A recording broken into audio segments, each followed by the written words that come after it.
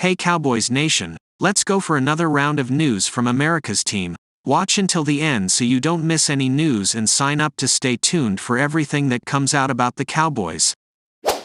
It was a big week for Cowboys running back Rico Dowdle, who had the best game of his injury-marred career in the blowout win over the Giants, posting 12 carries and 79 yards, plus a touchdown. More seemed on the way in Week 11 against the 1-8 Carolina Panthers, especially if Dallas could establish an early lead and look to pound the run game. Alas, there is a fly in the Dowdle ointment. On Saturday, he was downgraded by the Cowboys to questionable with an ankle injury. As Quarter 4 noted at Heavy on Cowboys, Rico Dowdle appears to have picked up an ankle injury during Saturday's walk-through practice. His status for Week 11 now may not be revealed until 90 minutes ahead of Sunday's 1 p.m. Eastern Time kickoff. Bad news on the Dowdle injury is potentially good news for number 3 running back Deuce Vaughn, who gave a stiff fight for the backup role in training camp. Vaughn, a 6th-round pick out of Kansas State this year, has gotten just 21 carries for 38 yards this season. Fans, media calling for more Rico Dowdle.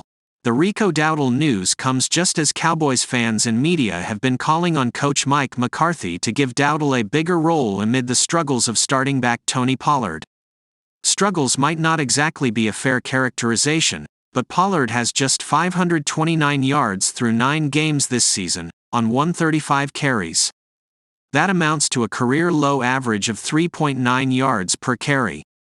Meanwhile, Dowdle drew praise this week from team owner and general manager Jerry Jones, who told 105.3 The Fan in Dallas this week, "He's a violent runner. He runs with great skill. Ellipsis. I'm so proud for him. He's finally put together the running back he can be. He's outstanding. It just really gives us a 1-2 punch in there." Of all the issues that could be addressed in the Cowboys NFL draft, finding another receiver to be second fiddle to CeeDee Lamb is not likely to be the top priority, especially not if Dallas gets the kind of strong performances from Brandon Cooks and Michael Gallup they got in Week 10. But the 2024 draft is shaping up to be a strong one for skill position players, and ultimately, the Cowboys may not be able to pass one up if things fall the right way. That's how things shape up in Sports Illustrated's current mock, which has LSU star Malik Nabers as the top Cowboys NFL draft pick at number 22. Nabers topped 1,000 yards receiving in his sophomore year, but has gone from good to great as a junior, with 1,284 yards, most in all of college football, in his first 10 games, and 10 touchdowns. He rolled up 171 yards on 10 catches in a loss to Alabama 2 weeks ago. The site's draft guru, Luke Easterling, writes, "If the board falls this way, the Cowboys could have their hand forced by the abundance of value available among the pass catchers. Nabers is an explosive playmaker who excels after the catch, and he would be even more dangerous with opposing defenses having to worry about Lamb. Skill positions could dominate draft day 1. All around the NFL mock draft circuit, there is no question that the skill positions reign. It is the quarterbacks that are getting the most attention here, 5 months ahead of the actual draft itself, led by the combo of North Carolina's Drake May and USC's Caleb Williams, who could fight to be the number 1 overall pick. But wide receivers could dominate the first day of the NFL draft. On CIS mock draft, there are 6 quarterbacks going in the first round and 6 receivers as well. At Pro Football Focus, it is 5 quarterbacks and 7 receivers. USA Today foresees the highest volume of wide receiver dominance, with 8 taken in the first round of its mock draft. Offensive tackles and edge rushers are the other popular picks for first-rounders. Certainly, those could be areas of interest for the Cowboys NFL draft next year. Cowboys NFL draft, Nabers would be huge. Of course, it is hard to say that a player like Nabers would be available for the Cowboys at number 22, and almost certainly would not be there if Dallas keeps playing better and, correspondingly, drops down the draft board. Pro Football Focus has Nabers going off the board at number 9. USA Today has him off at number 8. It would be a very fortunate slide, indeed, if Nabers were somehow to make it to the Cowboys' grasp. He would make quite a weapon for coach Mike McCarthy and quarterback Dak Prescott, Still, it is a nice thought, especially because the Cowboys could slide Nabers inside or play him on the sideline. Wrote PFF about Nabers earlier in the season. The LSU receiver room is again stacked with NFL talent, and Nabers is right at the top.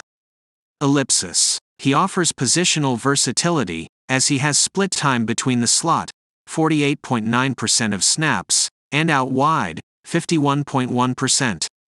He has 38 combined first downs and touchdowns through 6 weeks, 8 more than the next closest receiver. Cowboys fend off poaching threats for former first-round linebacker. The latest Dallas Cowboys news has the team solidifying veteran linebacker Rashaan Evans' status for the remainder of the season. Evans had been on the team's practice squad, but the Cowboys are signing the defender to the team's 53-man roster. This means Evans will be with Dallas for the rest of the season. It also protects Evans from being signed by another team, with several franchises attempting to do so, per NFL Network's Ian Rapoport. NFL rules allow opposing teams to sign players to their active roster off of opponents' practice squads. The Cowboys are signing LB Rashaan Evans, the former first-round pick, to their 53-man roster, source said. Rapoport tweeted on November 18, 2023. Evans has been elevated from the practice squad the last few weeks, and several teams have been attempting to sign him off the Dallas PS. But he sticks with the Cowboys. The Dallas Cowboys suffered a loss to their defensive unit earlier this week when it was announced that linebacker Leighton Vander Esch would be out for the remainder of the season with a neck injury, something he's all too familiar with. Have no fear, though, the Cowboys have enough resources to handle this situation. Rookie DeMarvion Overshown was supposed to fill the hybrid safety, linebacker role in Dallas. However, a torn ACL created an opportunity for Marquise Bell to slide in and help the Cowboys in that capacity, something defensive coordinator Dan Quinn has groomed him for from day one. Bell has not only stepped up nicely, he's been one of the better linebackers in the NFL in 2023. After transitioning into more of a permanent role on the second level, Bell currently has the 8th highest defensive grade among linebackers at 86.4. according to Pro Football Focus. His run defense grade has slipped slightly recently, but he still shows an uncanny ability to play downhill and shoot gaps with his speed. Bell is no one-trick pony. He's also been extremely effective in coverage with a grade of 87.8, which is 5th at the linebacker spot. The Cowboys also have Damone Clark, another second-year player at the linebacker spot. Clark had spinal fusion surgery last March, and the thought was that he'd redshirt his rookie campaign. Clark's recovery was surprisingly speedy, to say the least, and he ended up playing in 10 games with 5 starts and recorded 47 tackles. In 2023, the former LSU Tiger has elevated his game to the tune of 60 tackles, which leads the Cowboys, 17 more than Bell, who ranks second.